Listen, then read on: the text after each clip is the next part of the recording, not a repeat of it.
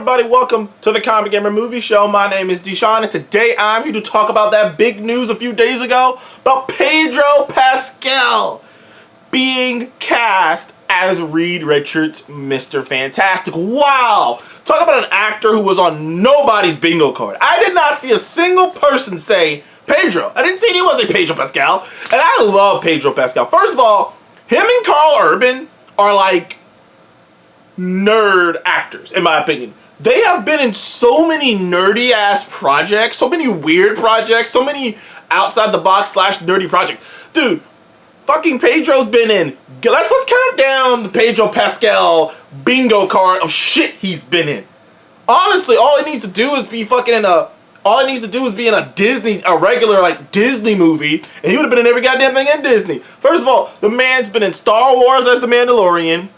He's been Joel from The Last of Us, which is just funny. He's been Joel from The Last of Us, The Mandalorian. He was in Game of Thrones.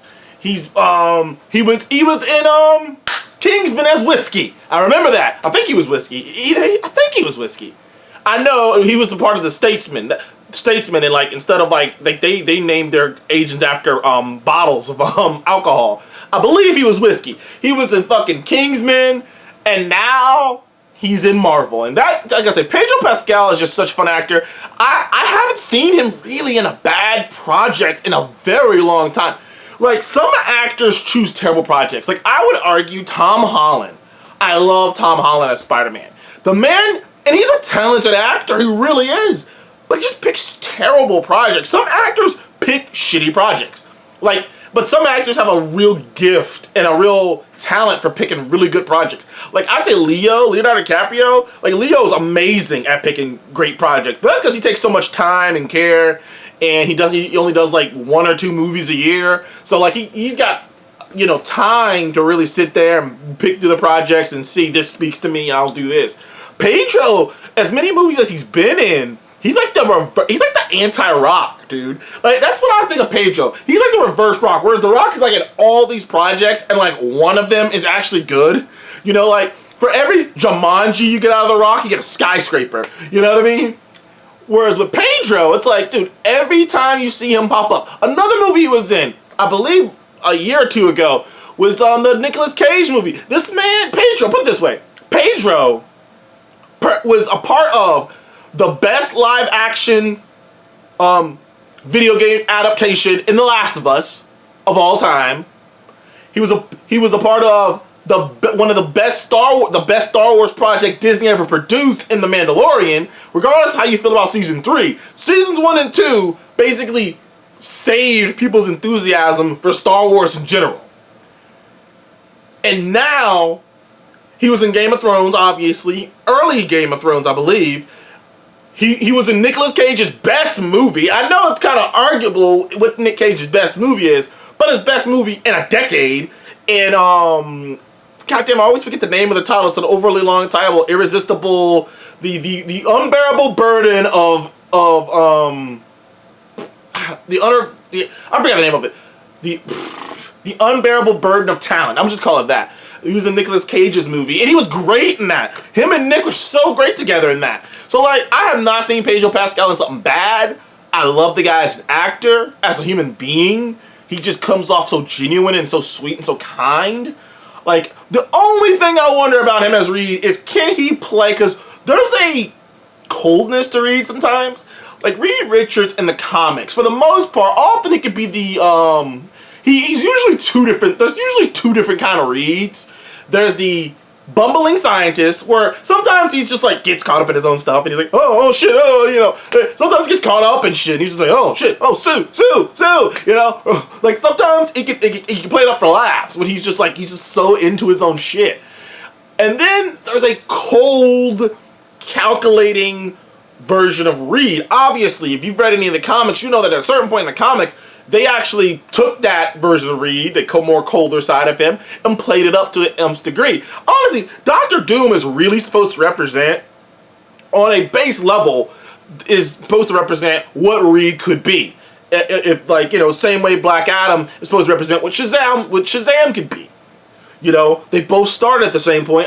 This is just going on a small little tangent in DC. That Black Adam and Shazam essentially started at the same point, which is they got these powers to defend people and for the right reasons, except they went totally, except one got let that power go straight to his head and lost his shit, and the other was responsible, didn't let the power get to him. And, you know, they started here and they went that way. And that's kind of the same thing with Reed and Dr. Doom, aka Victor Von Doom, is that, like, the two sides of a brilliant mind, right? Is Reed has his family, he has his best friend, he's got this structure to really ground him and remind him that, oh no, I can't get too lost in the sauce.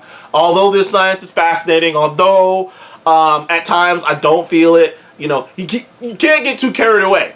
And that's just going to be interesting. And I think Pedro can play it because the different kind of characters he's played so far in his career, he's been the most over the top to the most grounded, like a Joel, for instance.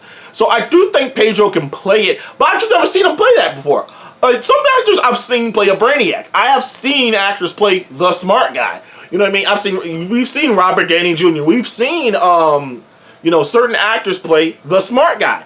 I've seen Benedict Cumberbatch play the smart guy. I've seen Tom Hiddleston play the genius guy. I don't think I've ever seen Pedro Pascal play the genius. Usually he's either playing the badass.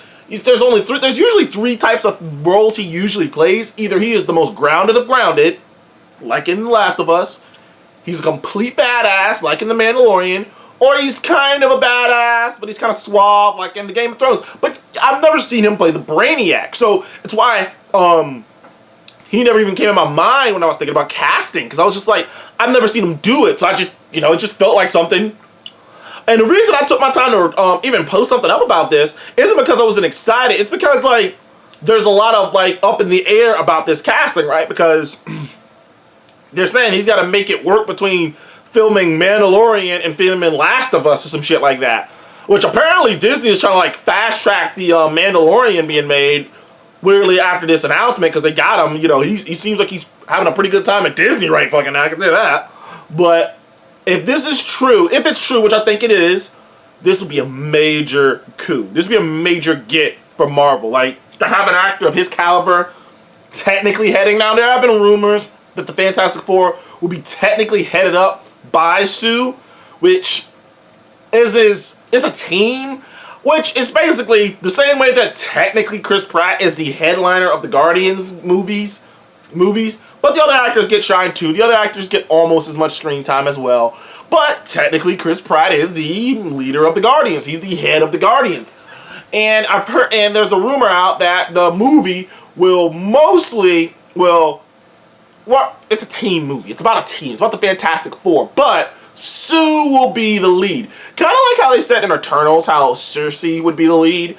You know, which Cersei, and so a lot of the movie is from her perspective. I think they're going to do that here, which I guess this is a different angle they're going for, because the last two movies, Reed was the center, you know, so I see if they wanted to go for a different direction with this. It's the same way I've said if they do the X-Men, I think it'd be wise of them to make it center around like Jubilee or something like that, you know? Just go that direction with it. So we still don't know anything confirmed about the cast, but there are some good people up there that may be joining the cast. But I'm excited for this, though. Pedro's such a great actor. I love that man. I think he's, like, everything I've ever seen him in, he's such a kind-hearted spirit.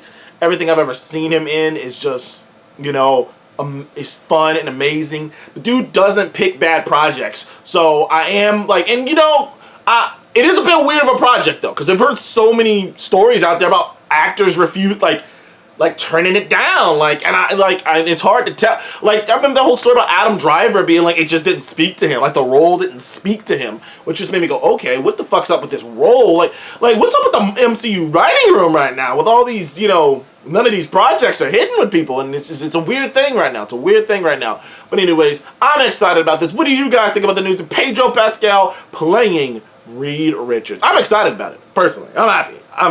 Anyways, thank you guys for joining the Comic Game Movie Show again. Please remember to like and subscribe, and I'll see you guys on the next one. Goodbye.